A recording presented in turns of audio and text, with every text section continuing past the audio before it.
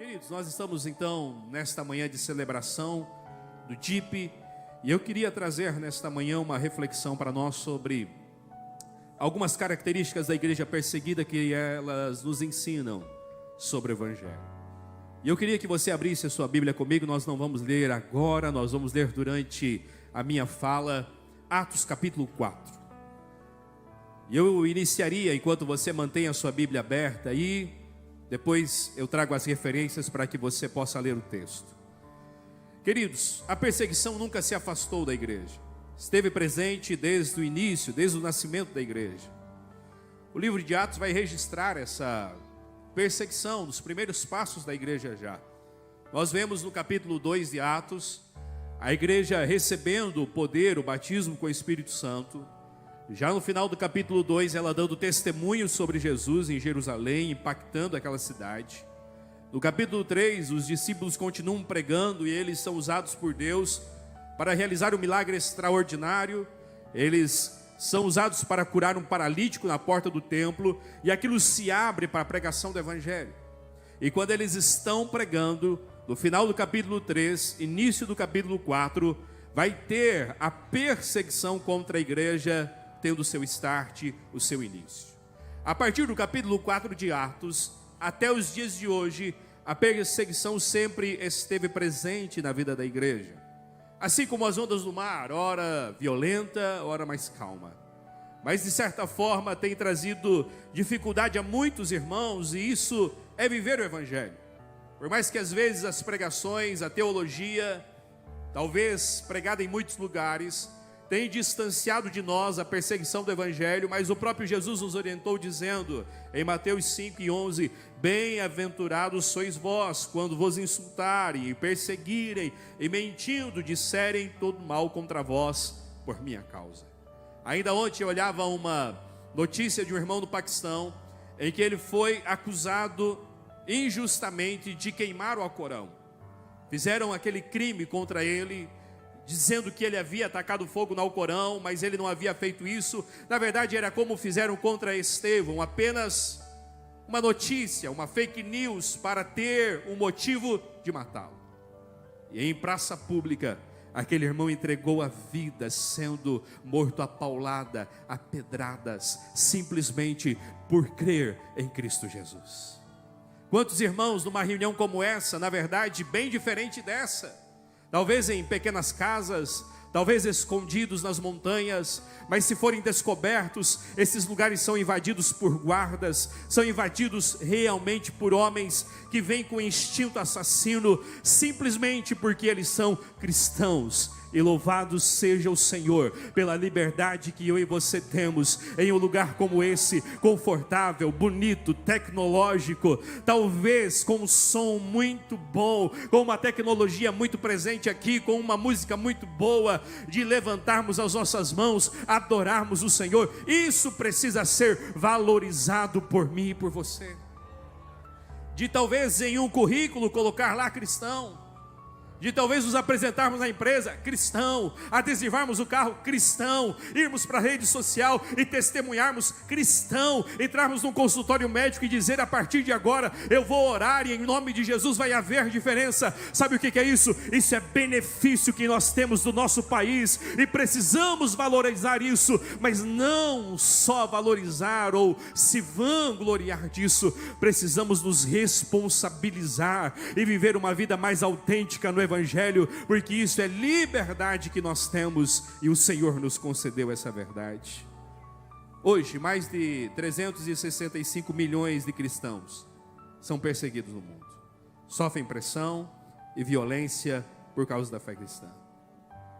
A perseguição, ela é entendida como hostilidade experimentada por cada um deles, e ela inclui restrição, discriminação, oposição, injustiça, intimidação, maus tratos, agressão física e sexual, e muitas vezes esses irmãos são levados à morte.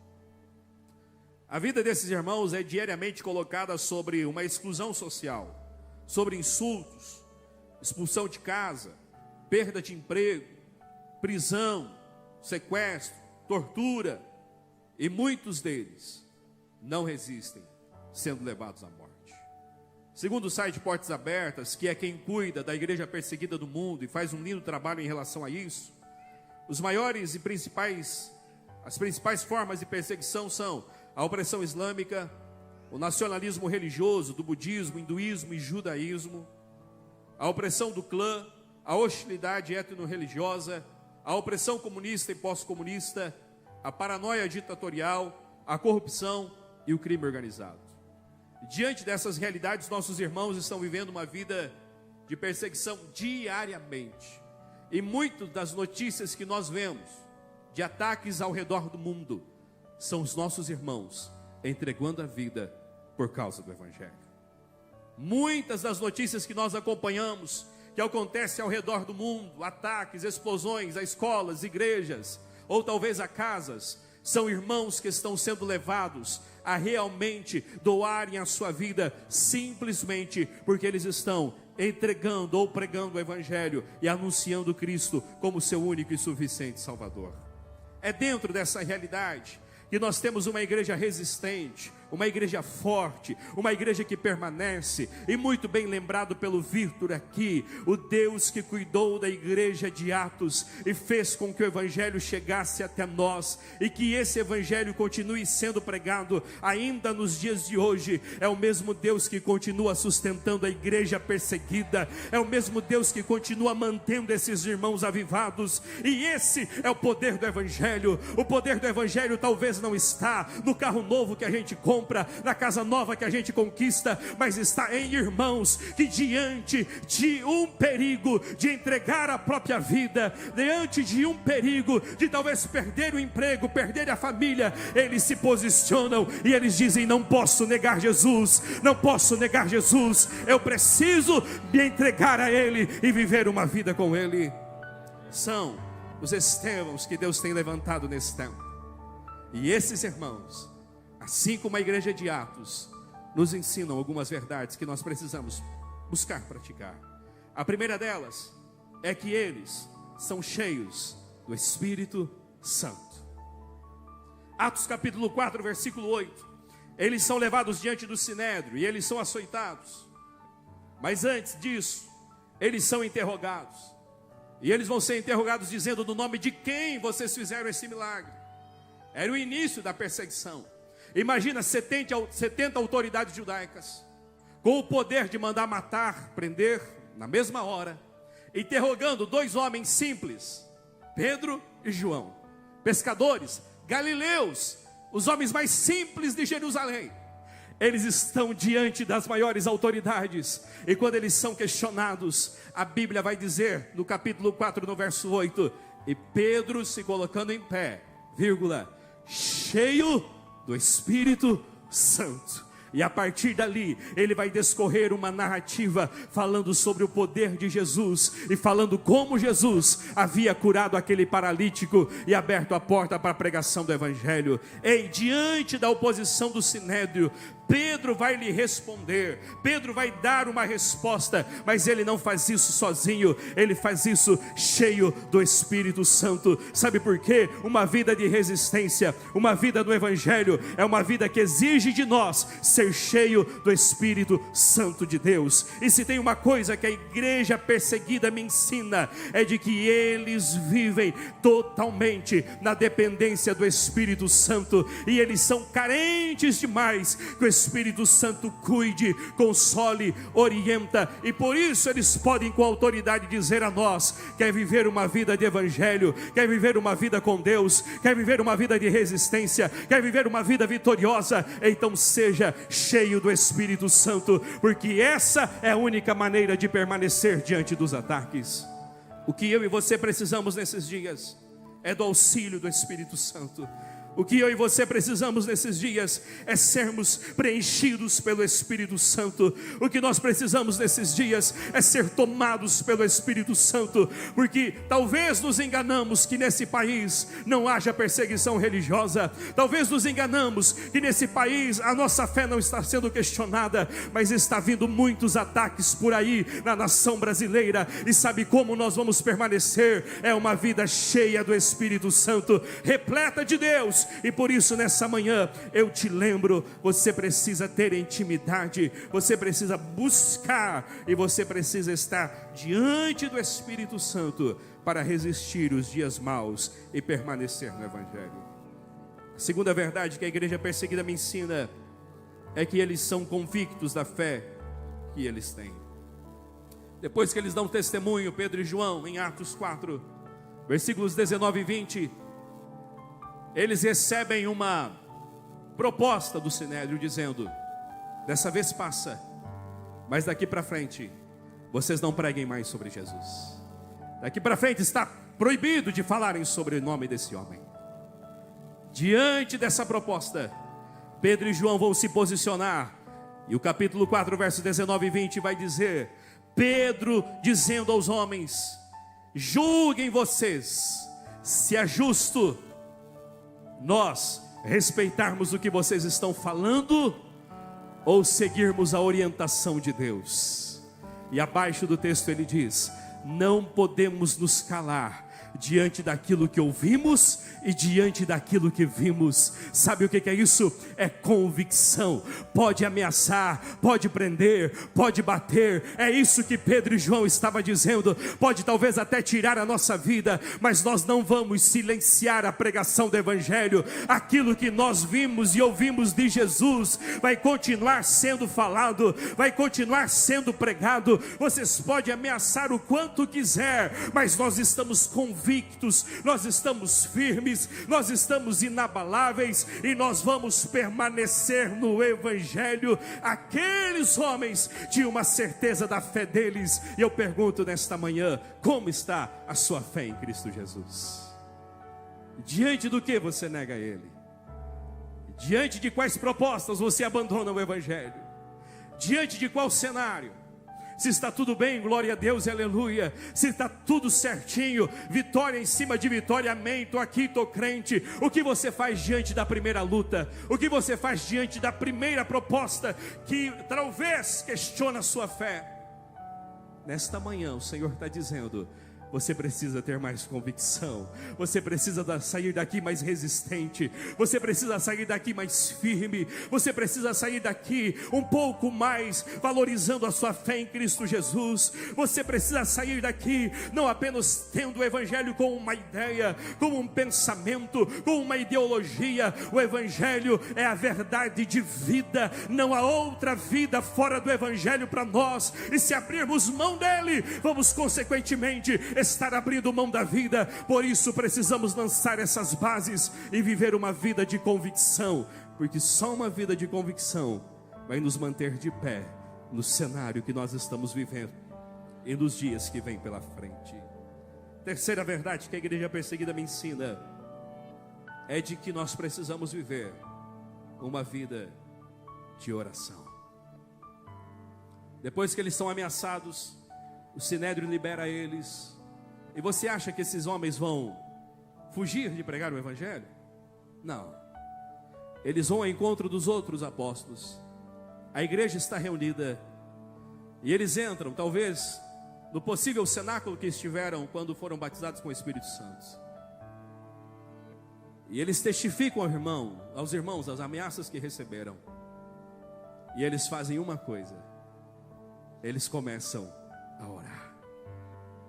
E a oração deles é: primeiro, Senhor, olha para as perseguições, cuida delas. Quanto a nós, nos dá intrepidez para pregar o Evangelho. E na medida que nós pregamos, Senhor, coopera conosco, fazendo prodígios e sinais. Sabe o que eles estavam dizendo? A nossa vida de oração vai nos permitir e vai nos potencializar para a gente viver e manifestar a nossa fé. A nossa vida de oração vai nos permitir experimentar mais do Espírito Santo e acessar aquilo que Deus quer fazer na cidade. A nossa vida de oração vai nos tornar resistente à perseguição, resistente às ameaças. Nada vai nos parar, mas tudo isso é gerado em em oração, quando a igreja perseguida olha para nós e faz pedidos a nós, ela não pede dinheiro prioritariamente, ela não pede um lugar melhor prioritariamente. Sabe o que esses irmãos pedem a nós? Orem por nós, para que Deus nos mantenha firmes no Evangelho. Sabe o que é isso? É alguém que entende o poder e o valor da oração, e por isso eles têm autoridade para dizer a nós: continue orando, ou dedique-se à oração. Essa é a única maneira de você viver uma vida fervorosa no Evangelho. Eu preciso perguntar: como está a sua vida de oração? Eu preciso perguntar o quanto você relaciona-se com Deus, o quanto você conhece dele e o quanto ele conhece de você, a partir de um relacionamento construído na sua vida de oração. A oração não pode ser um botão de emergência que a gente aperta ele quando tudo não funciona, quando tudo travou. A oração precisa ser uma prática diária nossa. Nós precisamos estar diante de Deus, e eu e você somos convidados nesta manhã a exercitar isso, porque através de uma vida de oração vamos permanecer firmes e vamos viver uma vida vitoriosa, assim como a igreja perseguida vive diariamente através da oração. E para encerrar, a última característica desta igreja perseguida é que ela vive uma vida conduzida pelo Espírito Santo. Ela não vive uma vida buscando conforto, ela não vive uma vida procurando o melhor lugar para se estar, mas ela vive uma vida conduzida pela vontade de Deus. Depois que Pedro e João foram soltos, se reuniram com a igreja, oraram, eles voltaram a pregar. E o sinédrio veio e prendeu eles novamente. E levou eles agora dessa vez, açoitaram, lançaram na prisão. À noite, o anjo foi lá, abriu a porta da prisão, falou para o Pedro: vai para o templo e prega de novo lá. Sabe o que me chama mais atenção? É que quando o sinédrio se reúne de manhã, fosse alguns de nós, a gente ia ser liberto da prisão, irmão, e ó, tchau, bora, nunca mais. Quando o sinédrio se reúne de manhã, aparece uma notícia no sinédrio: aqueles homens que vocês prenderam ontem, sabe onde eles estão? Estão lá no templo, pregando de novo aquele evangelho e pregando o nome daquele Jesus. Sabe por quê? Porque eles não tinham dificuldades de serem conduzidos pelo Espírito e de serem conduzidos por Deus. A minha pergunta nesta manhã é: será que nós estamos sensíveis à direção do Espírito Santo? Ou será que nós estamos resistentes? Depende aonde Ele mandar, depende o que Ele mandar fazer. Nesta manhã o Senhor diz: eu quero um coração leve, eu quero uma vida leve, para que eu possa direcionar, para que eu possa impulsionar, e para que você seja uma testemunha minha, independente do cenário que você está vivendo. Capítulo 8, a perseguição se intensifica. Estevão, no capítulo 6, 7, entrega a vida. No capítulo 8, de tanta perseguição, os irmãos precisam ir embora. Mas o texto vai dizer no capítulo 3, 8, versos 3 e 4: por onde iam, pregavam a palavra, e o Senhor cooperava com eles, com sinais e maravilhas. No meio da perseguição, Felipe foge de Jerusalém. Ele também precisa sair, e não vai mais pregar o evangelho, muito pelo contrário. Felipe vai a Samaria e começa a pregar o evangelho naquela cidade, e o Senhor coopera com ele, curando os enfermos, libertando os que eram possessos por demônios. E o texto vai dizer: pela vida de Felipe houve grande alegria naquela cidade e grande manifestação do Espírito de Deus. Eu venho nesta manhã dizer para você: se a sua vida for conduzida pelo Espírito Santo, você vai entrar em cenários desafiadores e o Senhor vai ser contigo lá. Se a tua vida for conduzida pelo Espírito Santo, você vai entrar e sair, e a bênção do Senhor estará com você. Se você for conduzido pelo Espírito Santo, você vai acessar em Deus coisas novas, coisas extraordinárias. O que eu e você precisamos nesses dias é ter uma vida leve, para que o Espírito Santo nos conduza. E que nesta manhã a gente possa dizer, por mais difícil que seja, independente do cenário, independente do ganho, independente do que tenha que passar, eu quero ser conduzido pelo Espírito Santo. Eu quero viver uma vida do Evangelho. E eu quero acessar aquilo que Deus tem para mim e aquilo que Deus quer fazer através da minha vida. Essa mesma igreja que é perseguida é a mesma igreja que pode contar inúmeros milagres, inúmeros livramentos, inúmeros cuidados de Deus a nós, porque ela permanece sendo conduzida pelo Espírito Santo. Fique de pé que eu quero orar com você nesta manhã.